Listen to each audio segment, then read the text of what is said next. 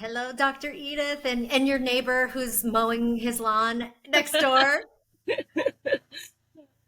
How are you today?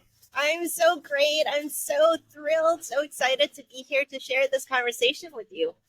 I'm so excited too, and was thrilled to connect with you and make this all happen. We are at a time right now where your voice, the things that you're sharing that I've heard on other podcasts, is to me essential, integral. I don't know what the perfect word is, but it just absolutely essential to where people are I think going, but also the awakenings that are happening within people to guide those that journey, because the going too can feel a little scary, can feel a little uncertain for a lot of people who are waking up to a new reality right now, new paradigms, going, that shit over there is not working for me anymore. And this is crazy going on over here. Mhm. Where do I go? And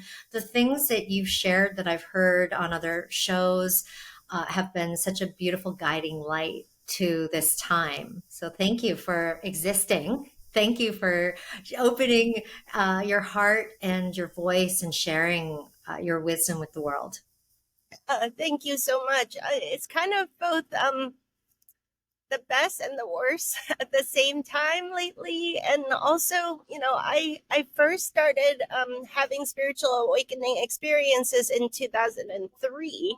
So it's been a 20-year journey of gradual integration and a lot of inner work. And so I just really honor and appreciate all the audience that's going through spiritual experiences right now, that in a very condensed packet of time, I had 20 years to gradually integrate. And I hope that the trials and tribulations on my journey can be of service to you so that it kind of smoothens the bump on your journey. That's my hope and my intention. It's so beautiful. I feel the same way that, that having this medium to talk with people is it means to guide and also help with this very fast expansion that is Yeah. going on. So talk to people in a way that's very grounded and they can understand, and just like cut through some of the bullshit around all of the fluffy things that the people that keep people, I think, somewhat distant from this type of work. It can seem, just like um, the world of Western medicine and the world of, being a professional attorney. If we want to make a comparison, that sometimes those professions and systems are so complex, and the language is created as in such a way that it keeps people distant from that information, because it's like a whole different world. And I believe that, the spiritual world, metaphysical world, the energy world, can sometimes operate in that same way, and Mhm. keep people out to some degree. So Mhm. what have you done in your life to kind of break down those walls and those barriers? What would you even suggest to other people as a means to take that first step, enter into this place in a less scary way, or a less intimidating kind of way? I think the main thing is to realize what you just called out, that it's a trickery of the mind to make things unnecessarily complicated, you know? And so whenever things get overly cumbersome and complicated, I take a big step back and realize that nature's wisdom is easeful and in harmony and in flow, and I listen to that energy. So a huge part of, I think, this new reality that we're entering into more and more is, instead of looking at superficial appearances and tools and tactics and strategies, is to listen to the underlying energy pattern of a situation. Like, when you go to nature and put your barefoot on bare earth, and there's beautiful full spectrum sunlight, and there's trees, there's birds, maybe you're by the ocean and watching the waves come and go. There's the beauty that you can see, but then there's a quality of energy that you can tune into. And that becomes a reference point for, well, where else in my life is there the same kind of harmonious natural flow of energy? Like, nature is hyper abundant all the time. How does it get all this shit done all the time? Is hyper productive, hyper fertile, it heals everything naturally, and it's not like analyzing all the tools, tactics, and strategies all the time. There is a natural law that unfolds, naturally. So Mhm. I guess I look for a kind of naturalness in everything that I do. And if I notice myself straining too much, that doesn't mean I'm not very much willing to work hard at something that I feel passionate about. But if I notice myself getting into like a strain, um, that's when I start to catch myself, oh, I'm living in that old reality again. There must be a more effective way to do things. Let me take a step back and observe my own energy. Let me breathe and center myself. I have a very simple Qigong inspired practice where I just centered my head, my heart, my belly, and take deep breaths and allow my head and heart to enter into coherence. Allow my heart and my belly to enter into coherence, centering myself on all levels in this way: body, mind, emotion, soul, feeling the grounding in my feet, feeling the intuitive energy of Mother Nature or Pachamama, whatever. She doesn't even care what you call her, like just feeling her supporting and infusing her wisdom through your being, feeling the vibration of your hands, the right quality of energies emanating from your hands with everything that you do, everything that you touch. So, head, heart, belly, hands, and feet. Get the quality of energy in the right alignment first. And then I go do my stuff. So, the tools, tactics, and strategies that the world has told us, whether it's running a business or raising children or doing, your household projects, like whatever the world tells you are the tools, tactics, and strategies that will work, be aware that how well it works is all about the energy and the quality of consciousness that we bring into that activity, right? So that's the piece that we've been duped into excessively focusing on the superficial tools, tactics, and strategies. We forget that maybe 99% of it is the quality of energy, the essence, the beingness, and the consciousness that we bring into the things that we do. So step one is to get ourselves centered, head, heart, belly, hands, and feet. Connect with nature's wisdom. Connect with divine wisdom. And then do the tools, tactics, and strategies, and you'll have completely different results in life. That's my Yeah, so experience so far. so wise. And I resonate with that and believe that's to be true, that the most profound experiences that I've had with spirit have been in nature and in that nature coherence of connecting to that the energy. I love that, because oftentimes spiritual practices, at least the very traditional ones, are ascending from the earth rather than actually absorbing and being within the nature or the energy of the earth. And this is a different type of, for anybody who has grown up spiritually, but their spiritual practices have been through a church. Oftentimes that's all about ascension, right? It's like leaving earth and your divinity is up there, out there, rather than through our connection with the very ground we stand on, the planet that we live on. So I love that you brought that up. What about you? You've studied and practiced qigong, Chinese medicine. Mhm. Let's talk and dig into that more, because that's really a near and dear to my heart. That type of system, because it really is, it's a system, right, of understanding what is happening around us and on this planet.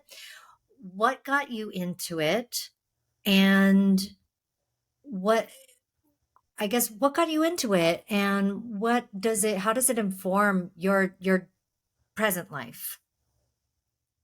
Yeah, there's different ways I could tell this story, because nowadays I'm aware of conscious memories of having been a qigong master in a past life, but I wasn't aware of this as a child growing up.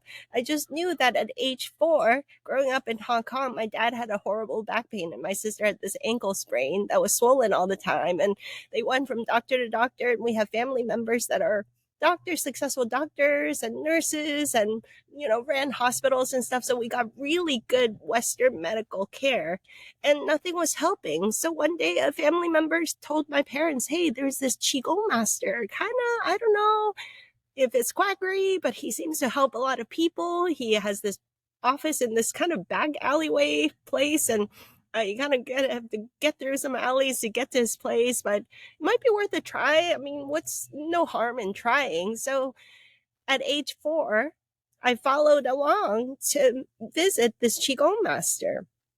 And it was in the early 1980s. So I was dressed in a cheesy velour warm-up suit matching tops and bottoms. And I just like totally remember all the vivid details of this. It was so memorable. We went to this Qigong master's place, and it was a little place where he had a big belly.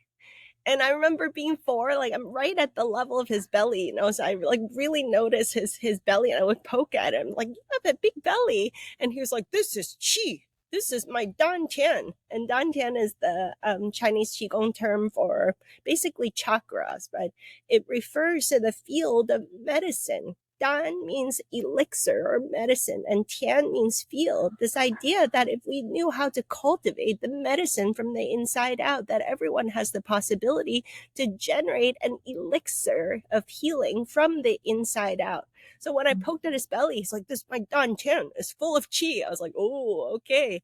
And then in one session, he used his qi gong hands, and my dad's back pain was gone. He could stand up Mm, straight, pain free. And in one mm, session, my sister's ankle swelling came right down.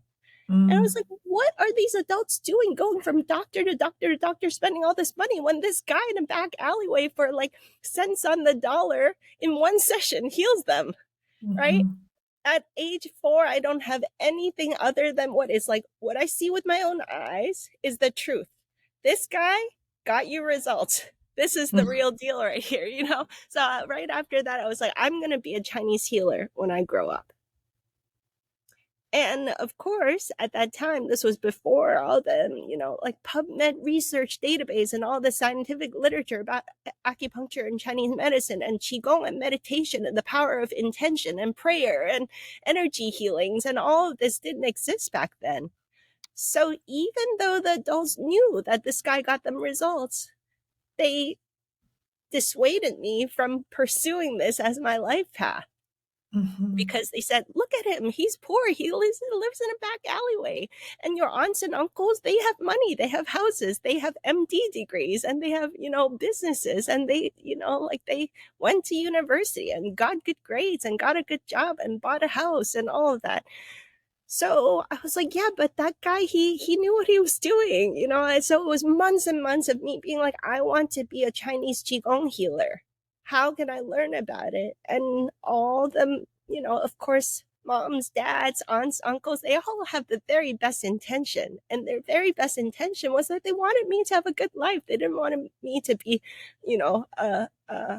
a poor outcast of society, basically, right? Like, so yeah, fast forward some months later, I said, well, if I really cannot be a Chinese Qigong healer, I suppose I'll be an astronaut. Because as a child, and maybe for you too, and some of your audience too, like just gazing up at the sky or the ceiling at night, I would often see geometries and orbs and have visitors and all of that. I was seeing into the cosmos when I was just laying in bed at night. And I thought, well, if I became an astronaut, maybe I could really understand some of that better. So I told all the adults, okay, if I can't be a Chinese Qigong healer, I'm going to be an astronaut. And so that and they became, approved of that and path. they're like, Yes, they're like, all right, that's much better. That's approvable. So Yeah. you can go and get really good at math and science and engineering and all of that, and maybe someday you could become an astronaut. And so I did get really good at math, science, and engineering, and I ended up going to Harvard, getting a degree in applied math, and yeah, by then I had forgotten about the whole thing. And, right after I graduated with a degree like that from an Ivy League university, magna cum laude, and all of this, my immigrant parents, hardworking immigrant family, everyone's very proud. Okay, she's made Mm, it now. She's going to get a good job now. And I got recruited by different software companies, and I um, worked in software for some years. And without going into all the details, eventually living a life that I wasn't really fulfilled by. I gained 15, 20 pounds. I was inflamed all the time, bad skin, menstrual cramps every month, poor digestion, colds and flus. Like it was a lot of health oddities. Even though I was an athlete and I did triathlons in university, I was a rower. So I wasn't like out of shape, but I was inflamed and mm, swollen and not actually healthy. Um, yeah, so long story short, one day I had a soul searching moment and I just cold turkey quit my software job and applied to Chinese medicine school, mm, and I had one employee of the year award and all this kind of stuff, but I yeah, I got invited into a super high up senior meeting at this second job that I had, and I walked into the room and I just went, oh my gosh, all these people, they're wonderful people, but I don't want to grow up to be like all of them either. They're all like worried and stressed out and inflamed and not very fulfilled, not very happy. I was like, wow, thank you, universe, for mhm, showing me that in 30 years I would be just like these people. Not that there's anything wrong with them, but there's a different life path that I'm living someone else's life. What's going on here? So I had a soul searching moment, and in the end it was September 11th had to happen, where it just like jolted me and I cold turkey quit my job and went to Chinese medicine school after that.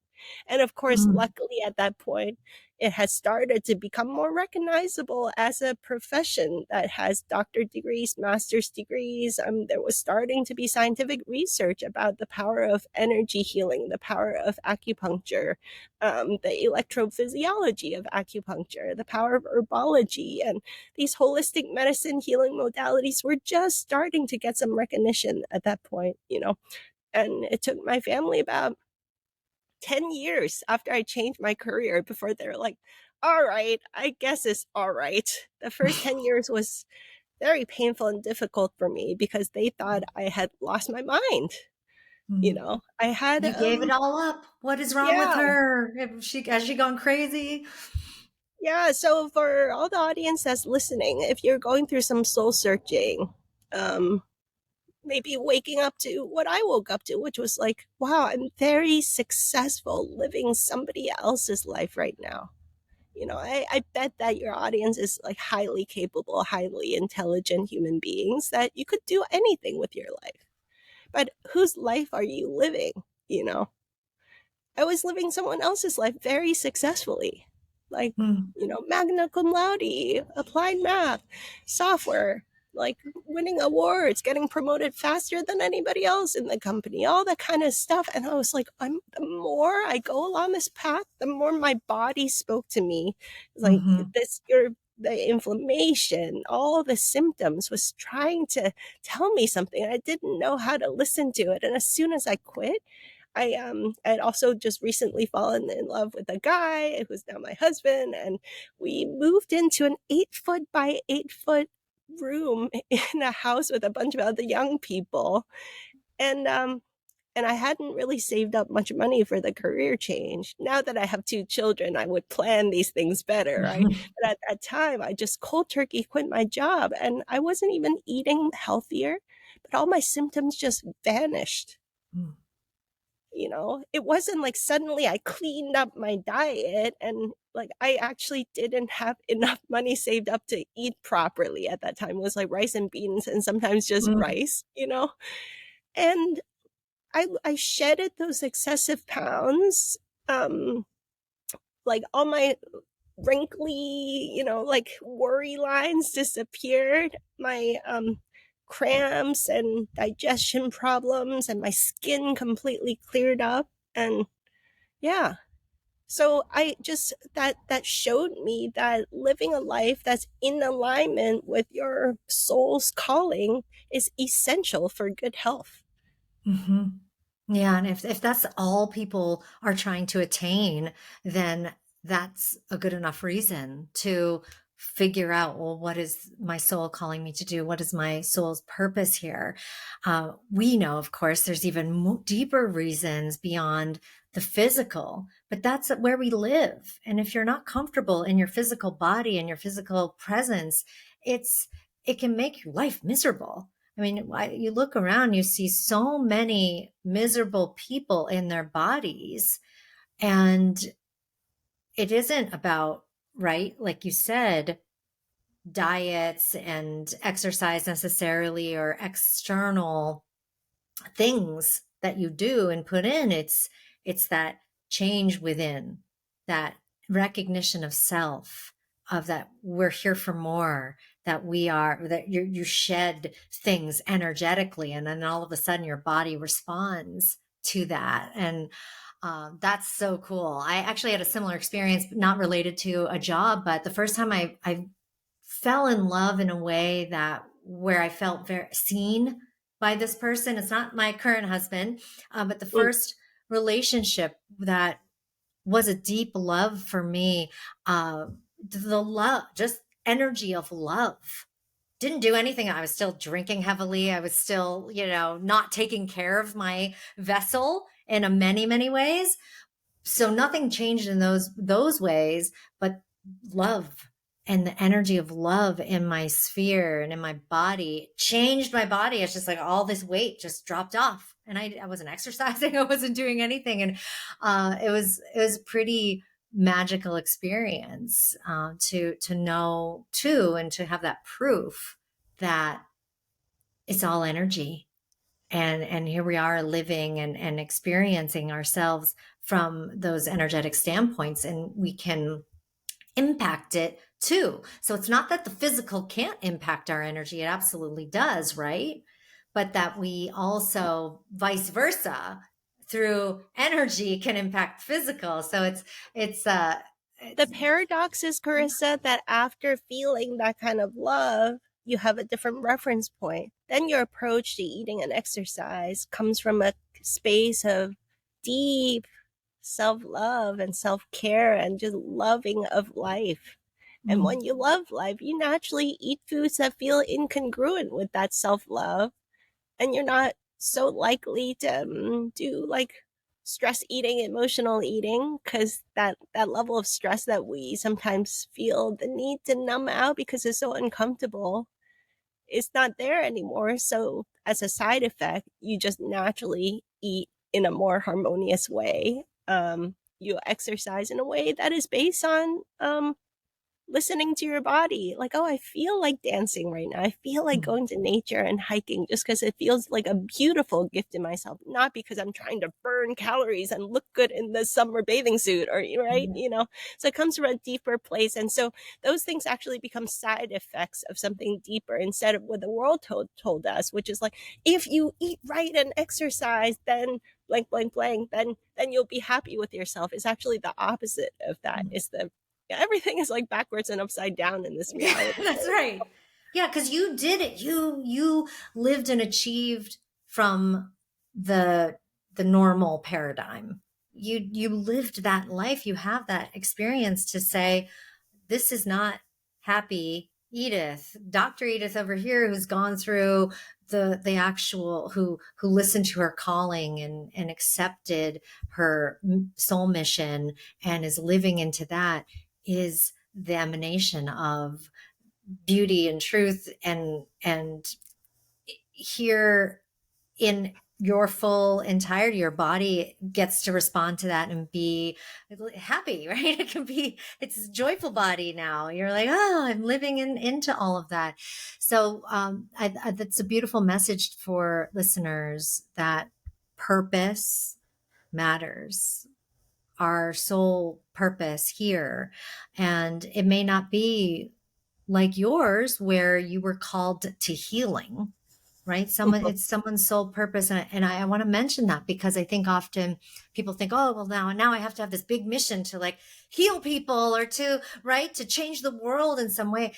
I believe that we all have a soul mission, and it doesn't have to necessarily be in service of um, others in those ways of waking up their spirituality or healing them.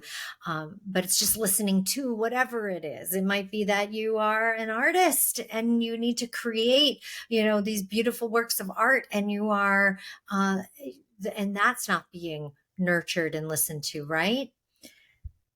Yeah, and there's so for the moms listening to this, like the many of us are it's the hugest service to choose to be a stay-at-home mom and raise and educate our children in the most beautiful, glorious way, Mm.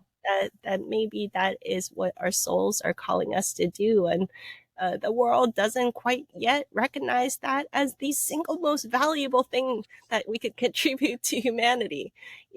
Like this whole reality, a huge part of the waking up process that I think we're entering into is to realize how much our value system got distorted by the old paradigm and the old story. And we're kind of correcting that and valuing what is truly valuable in the reality of life, such as motherhood, fatherhood, raising of children, tending our gardens, and taking beautiful care of nature and this planet, and what really actually matters in life. Yes. Yeah. Did you know that you were going to have children? Was it this drive to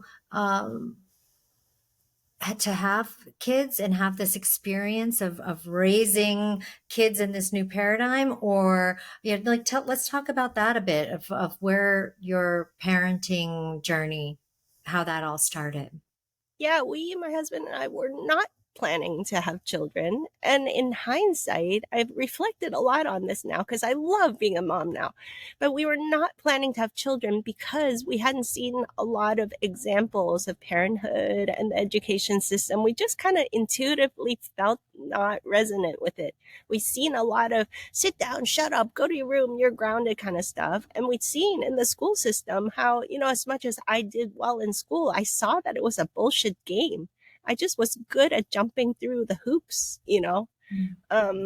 Like at Harvard, I would skip classes a lot of times. Luckily, you could skip classes because there are some situations where they in public school, high school, for example, like they just want butts in the seats because their funding depends on you just showing up and just being bored out of your mind, like a Mm. prison sentence, sitting in front of a chair, like bored and waiting, watching the clock tick the seconds until you can get out. I mean, it's a prison sentence, right? Mhm. So, but I was blessed to go to a great high school that didn't feel like a prison sentence. And then in university, I was just good at skipping classes, watching the recording at 2x speed, jumping through, and then taking the exams, handing in the homeworks. I was good at jumping through the hoops, but I didn't want to bring children into this kind of bullshit paradigm. That's what I felt. And then also with parenting, I often saw how this, sit down, shut up, go to your room, children should be seen and not heard kind of stuff. I would always kind of look at my husband, like when we hang out with our friends, we tend to be pretty respectful. Like, hey, you guys want to all go to dinner? What does everyone feel like eating? You survey everyone and you come up with a collaborative win-win, just as a simple example, right? Like, hey, Mhm. you gluten-free, you paleo, let's find something that meets everybody's needs. That's normal, but why don't we do that with children? I just hadn't seen a lot of that kind of collaborative, respectful paradigm. The flip-flop of the authoritarian paradigm is sometimes we see these like hippie wild kids that are like so wild that they had no manners, basically, right? It's like, and it's to be honest, it looks to me like overly permissive parenting too. And so you get children that grow up that like don't know how to work together in harmony with groups of people. That's not the best either, in my opinion. And so I was like, I don't think we're cut out for parenthood. None of those appealed to us. So in 2013, I went away to this meditation retreat. And by then, I had finished Chinese medicine school training. I had an established Chinese medicine practice and living a wonderful, fulfilling life as a Chinese medicine practitioner. And I felt called to go deep into my meditation practice. So in 2013, I went to Thailand to a special retreat called the Dark Room Meditation Retreat.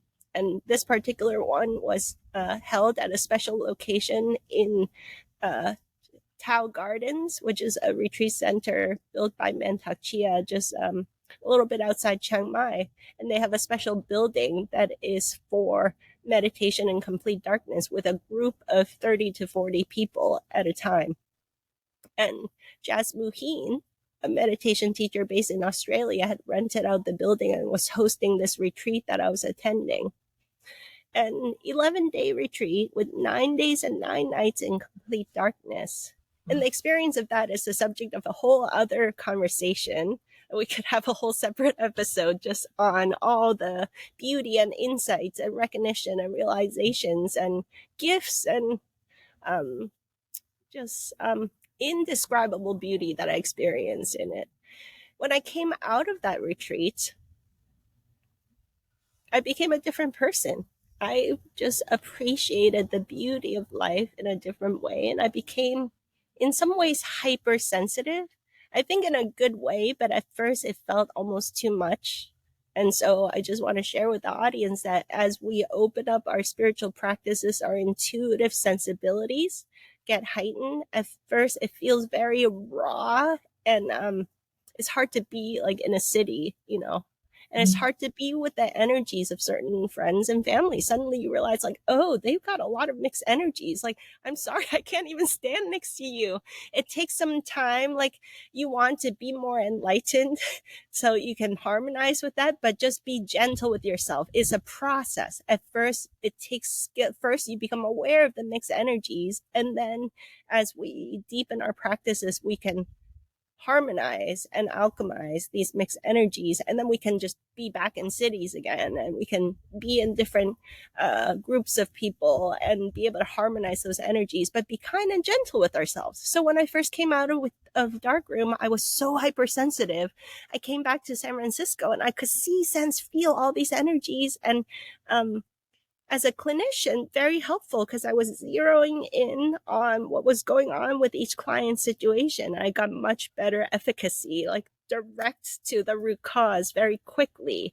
But at night, living in a city apartment building, it was intolerable kind of energetic noise, like the grumpiness and the stress of all my neighbors. And oh, it was just too much. I couldn't handle it. And plus, in the city, the Wi-Fi hubs and the 5G towers and just like the car driving and the buses and all of that, it just was too much. So I dragged my husband to a little over an hour outside the city to move to the countryside just so I could recalibrate my system. And having lived in cities all my life, for the first time, I discovered who I really was. If I could naturally, without effort, just walk out my door and be barefoot on bare earth. Not like trying to schedule my grounding time. I'm going to drive to the beach or drive to the city park where I could take off my shoes and spend my 45 minutes grounding. I just walked out my front door, I would ground. I would gaze up at the sky, and just beautiful sky, full spectrum sunlight.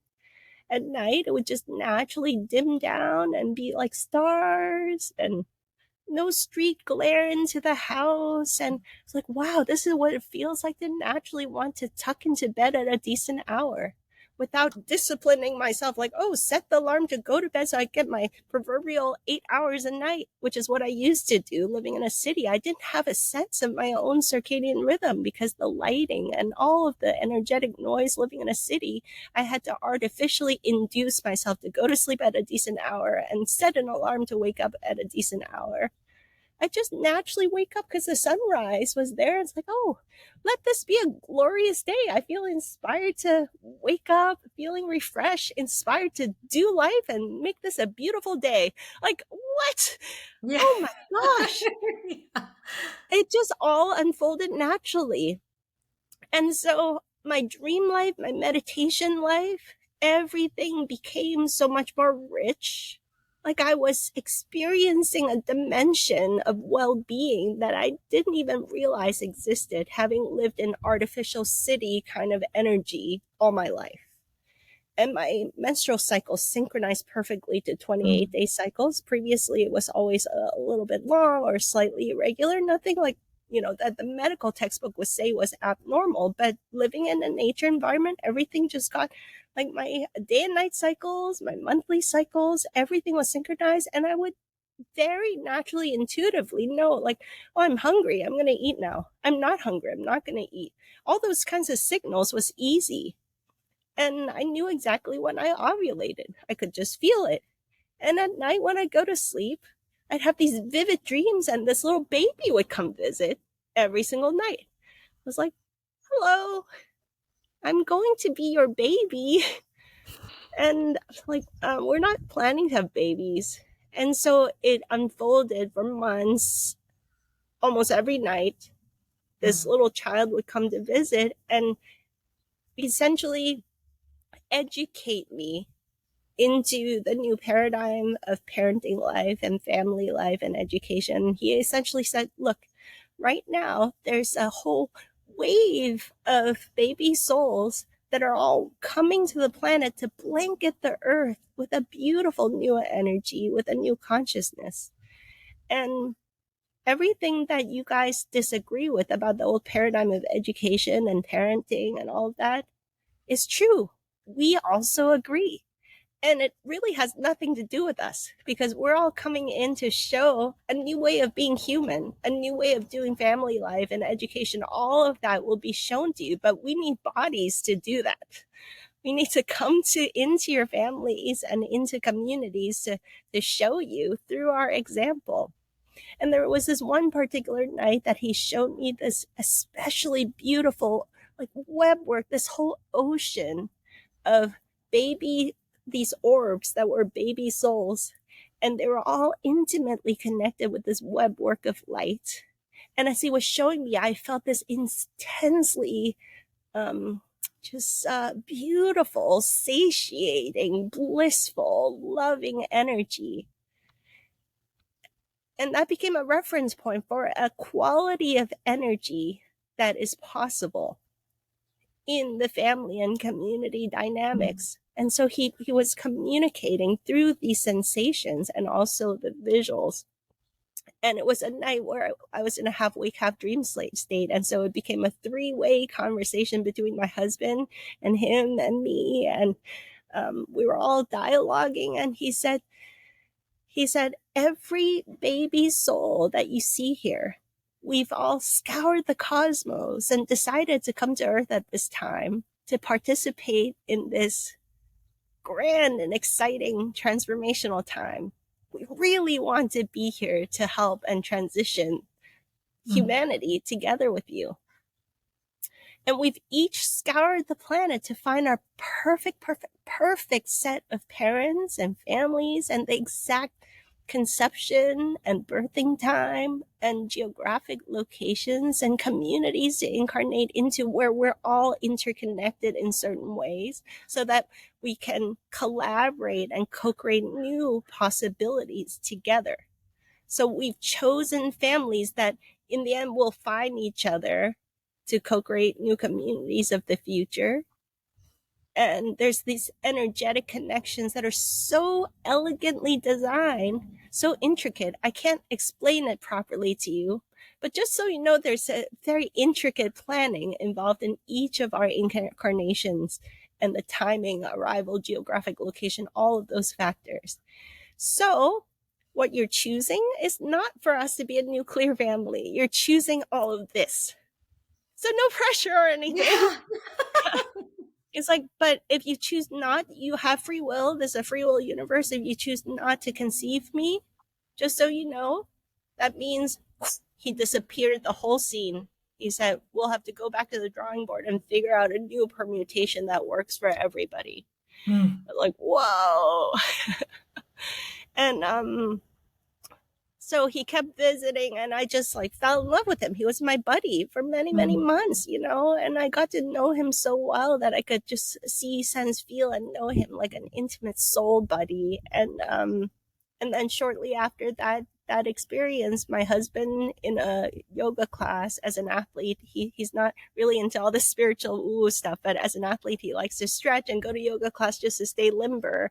And he was in Shavasana at the end of the class and had a dream with our boy too, and they mm, had a lot of fun. And then after that, he opened himself to the possibility of becoming a dad. And there was just a certain day a couple months later where it's like, oh, he's here, I think this is the time.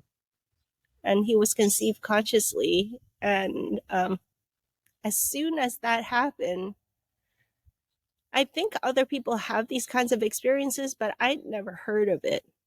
As soon as he was conceived, I felt this life mhm, cycle of breathing in my womb. And I knew it was a boy. I knew we had conceived him, and I didn't need to take pregnancy tests. And I just listened in the whole time with the pregnancy, just talking with him, you know, what kind of birth. It was like took him to the midwives to interview and just see what he felt about which midwife was the right fit. And mm, the whole thing was very collaborative because he was already my buddy before the conception. So it was my buddy all throughout pregnancy. And then the birthing process, we had this magical water birth at home. And then it's like, oh, shoot, we don't know how to be parents. I read all these books about like natural birth and all of that. It's like, okay, well, now you need to learn how to nurse the baby. And then now you need to like learn how to raise a baby. And I'm like intuitive. I'm just, my guidebook was just talking to him. mm.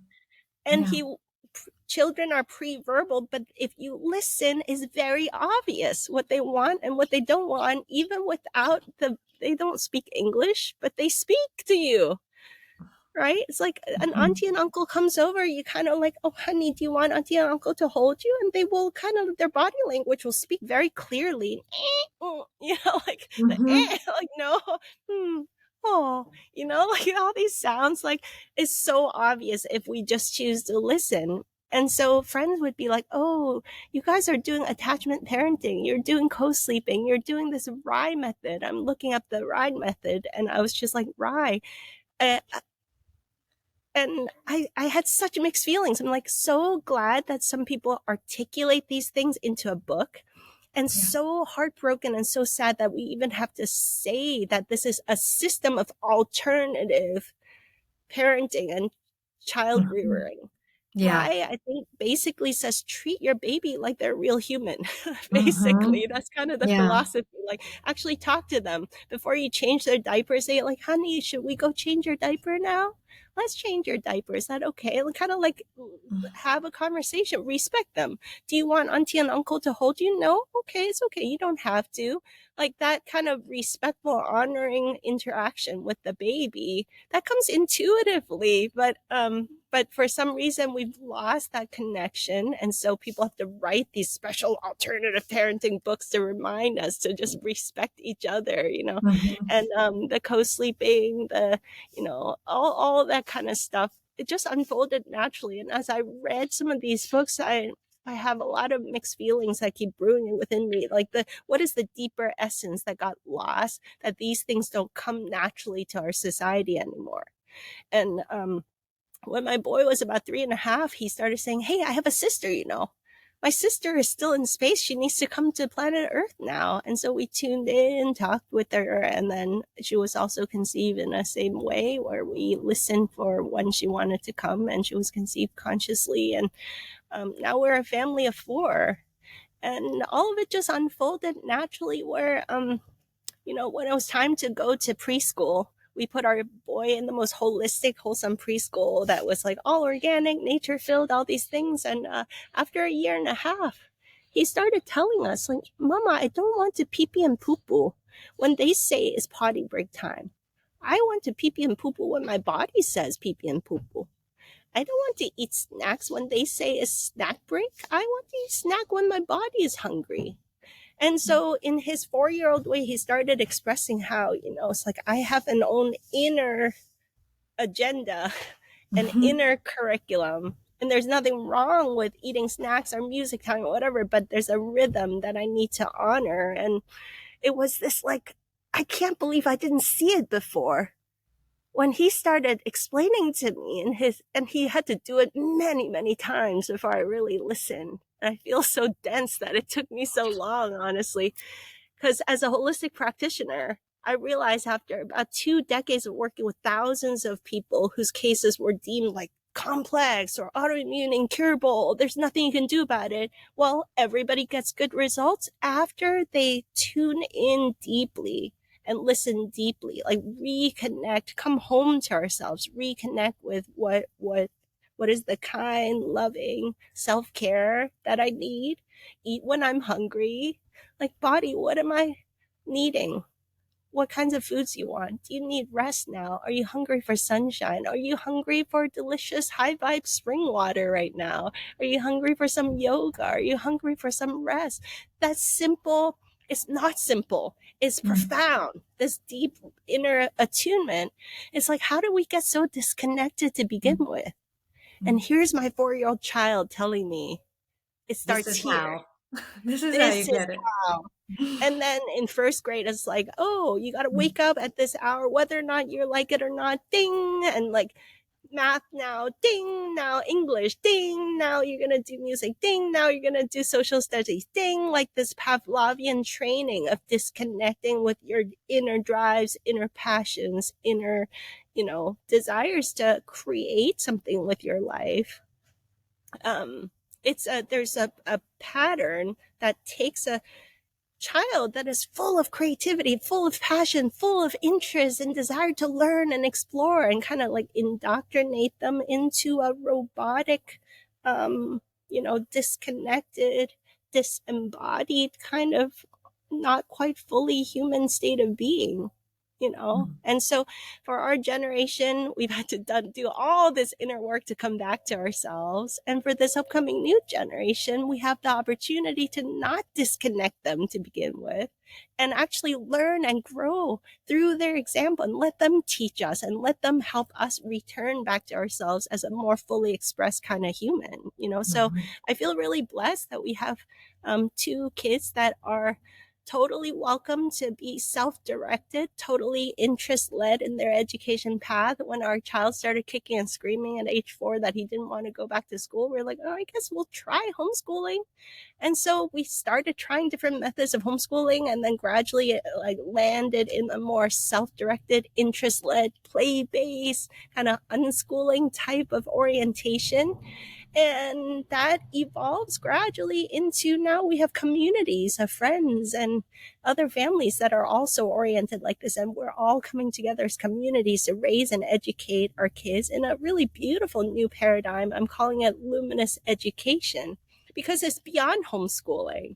It's actually beyond unschooling. Is this like really fluid and natural way of coming together as community, as moms, dads, educators, kids, mixed ages, all learning and growing in a natural, joyful, passionate kind of way. It's like we feel more fully human. We feel more fully ourselves. It's just, in some ways, is very, very new. In some ways, is very, very ancient. It's like encoded in us just to live in this natural, joyful, passionate way. So I'm so grateful to be on this adventure, to from not wanting to be a parent to having the best time of our lives, experiencing a new way of being human through parenthood and through the new children. Yeah, and you said it earlier too, and I want to bring it back up that it isn't necessarily about full permissiveness. Like the kid just gets to make all the decisions and without any boundaries. Mm-hmm. Um, I believe that, like you were talking about the, like the hippie parents, or the kids are just running around like wild wild people and don't have guidance. And we're here as adults too, even though they're wise, they're intact as souls, they've come here with a mission, they are teaching us so much, we're also teaching them and creating protective and boundaries for which they can unfold and be in, that are safe, because they're still little human beings, right?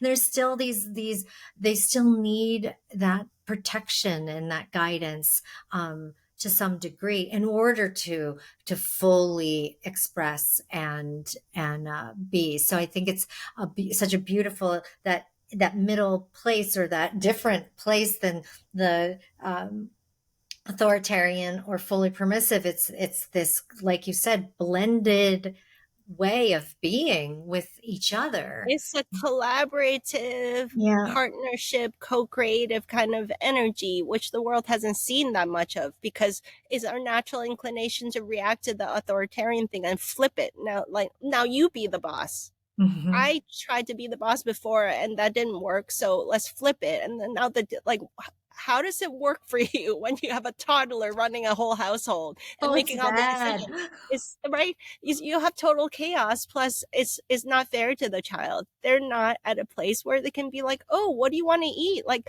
you can't. They don't have the cognition to just be like infinite possibilities. I'll just eat candy probably.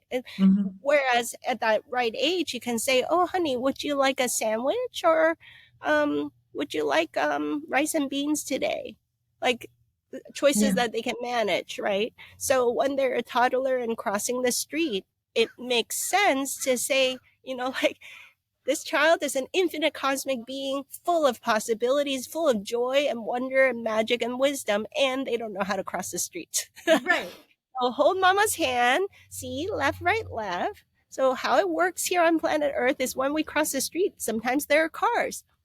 So we're going to stop and look left, right, left, make sure there's no cars, and then we'll cross safely. Okay. Like, that's part of, the collaboration is a deeply Yeah. respectful, but it's also doing our job. And the same, a lot of people are concerned about technology.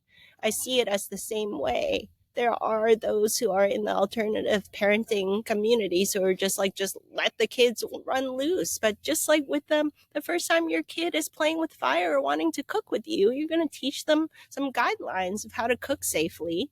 When the first Mhm. time they use a knife, right, you're going to like really help them use a safer knife that they can manage. And then gradually, as they get older, they can use bigger knives, and then you can let them loose to just be safe with, whatever kitchen knives when they're teenagers, hopefully, right? So the same with the internet, with technology. Like, that's a big, huge conversation about Mhm. how to um, not completely shut out technology in our children's lives, because they see us having wonderful conversations like this through the use of technology, creating inspirational content, learning and growing together with a worldwide community of like-minded, you know, families that are awakening to beautiful possibilities. Like, there's a wonderful way in which we can use technology, and there's a lot of potential injurious possibilities.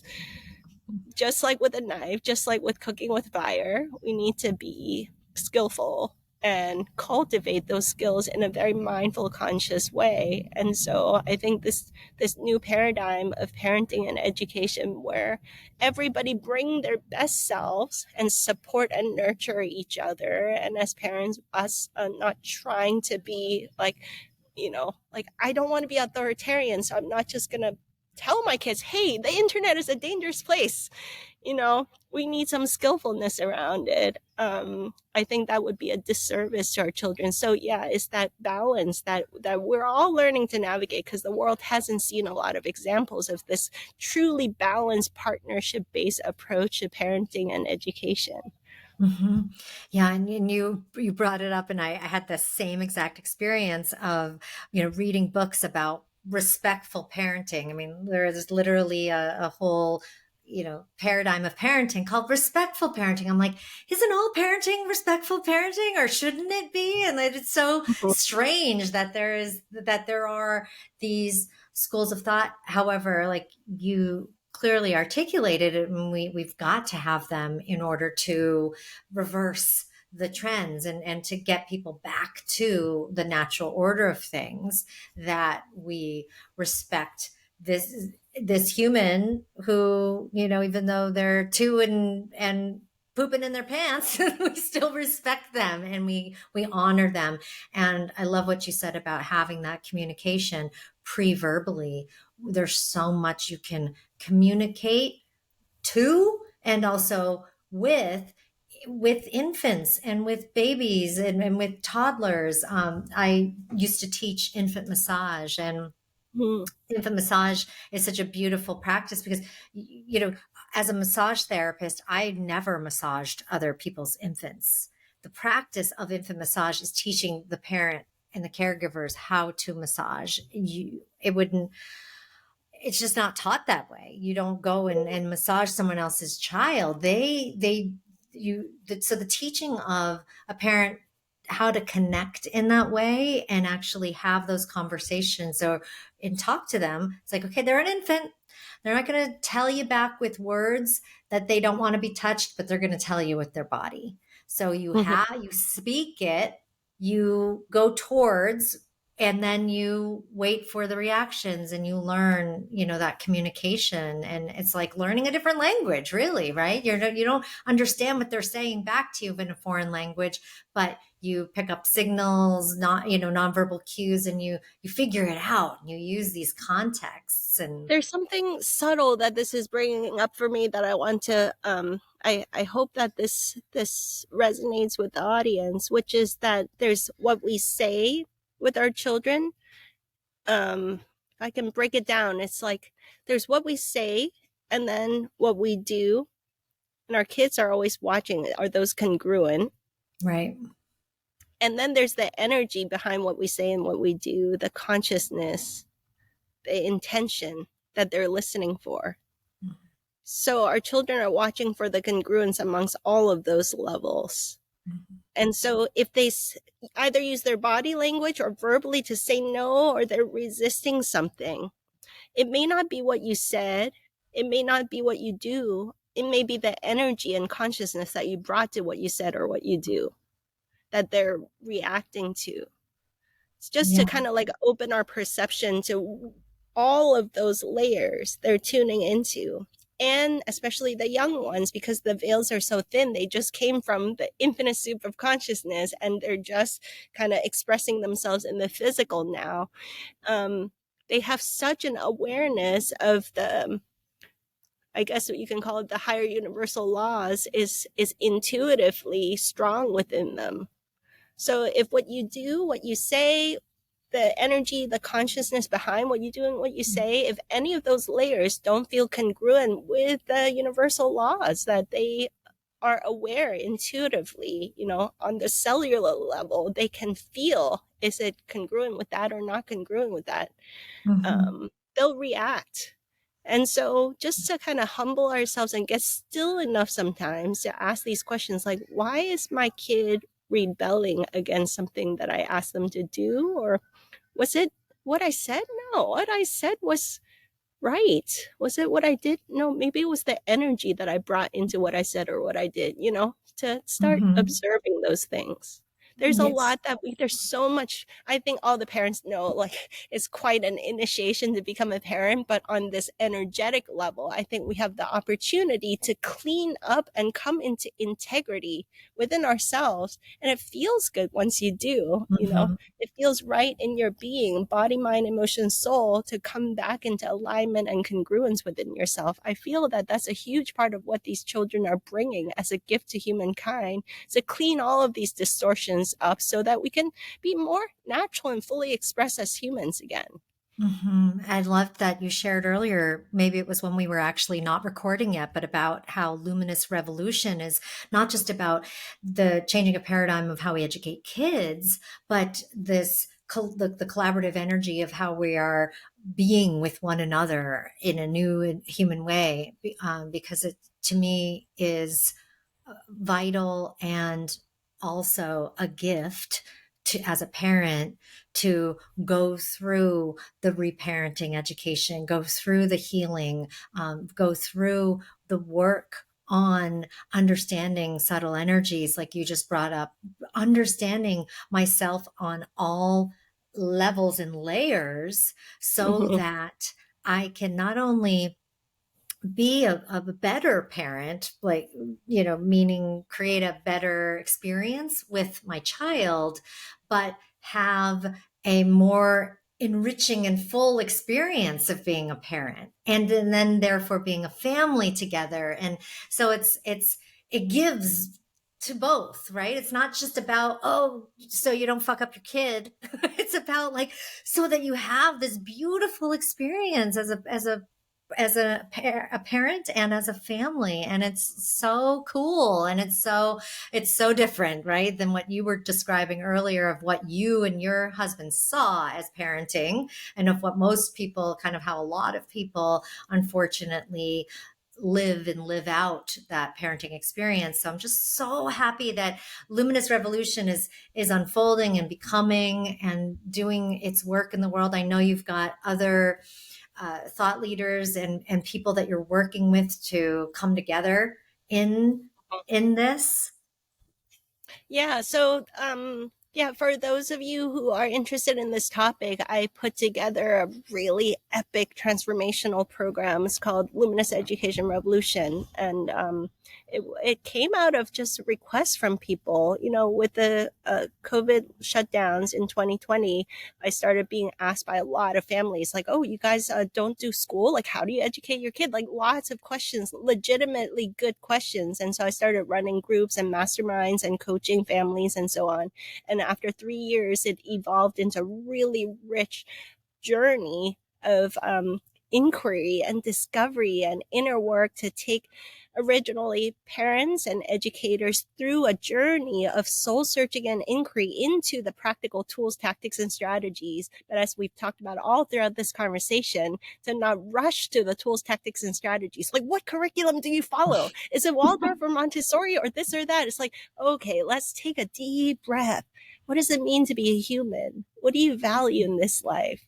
What is the kind of reality that we want to co-create with our families and with our children and with our communities? And what is the quality of inner work that is required of all of us adults so that we can meet these children in this much more deep, rich, and meaningful way? Like, those are the conversations that need to happen first. And then the tools, tactics, strategies, the curriculums, all of those unfold naturally. And it often looks like a very holistic kind of quote curriculum that you co-create and co-discover with your kid, recognizing that each kid already comes with a divinely guided inner curriculum that just wants to express itself to begin with. It's about us listening for that and co-creating and facilitating how to actually manifest it into physical reality, you know. And so this is a very new way of talking about the education journey. And so we have this 18 session program to guide people through this journey. And a lot of people wrote back to me that weren't parents or educators. And I was like, why did you take the program? They're like, this is the most powerful transformational program for any visionary that wants to Mm, co-create parallel structure solutions for the new earth, so to speak. Like, the term new earth gets overused sometimes, but yeah. you know what I mean? Like, the parallel Yeah. structures, the beautiful solutions for the future of humankind, because we were all a product of an old parenting paradigm, an old education paradigm. And many people wrote me who just loved the qualities of speakers and teachers and wisdom keepers that we've pulled together and said, holy moly, every visionary that considers themselves an architect of solutions for the future needs to go through this kind of training to shed the baggage of that old education system, an old rigid thinking pattern, an old parenting pattern, so that we can actually bring the best of ourselves to create these new solutions. Because if we don't go through this big consciousness change, we're going to recreate the same drama and the same problems of the past anyway. You know, Mhm. so we'll bring all the old baggage into the new world and then recreate the same problems again.